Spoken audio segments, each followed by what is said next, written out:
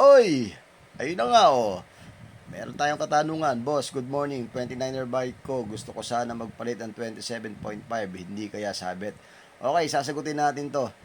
Pero bago natin sagutin yan mga master, ako nga po pala si Papa Jack. Nakafollow ka na ba sa FB page natin? Ako po si Papa Jack at sa ating YouTube channel, Bike Talk with Papa Jack. Alright? Follow, like lang kayo doon mga master ha. Hindi pa kasi natin nababawi ang ating Facebook page na Bike Talk with Papa Jack.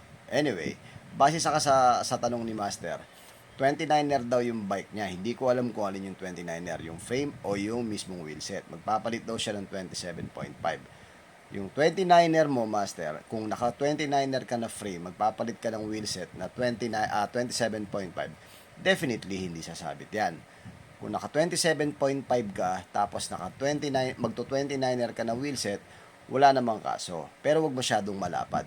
Make sure na kapag ka nagpalit ka, yung fork mo may allowance. At the same time, yung chainstay mo hindi sasabit sa wheelset na ipapalit mo. Okay, hindi sasabit yan. Ang pinakamaganda, kung magto 27.5 ka na wheelset, gamit ka ng 26er na fork para the best kung naka-rigid ka. Kung naka-suspension ka naman, okay lang naman kung 27.5. Alright? Maraming salamat sa iyo, Master ha. Ingat ka palagi.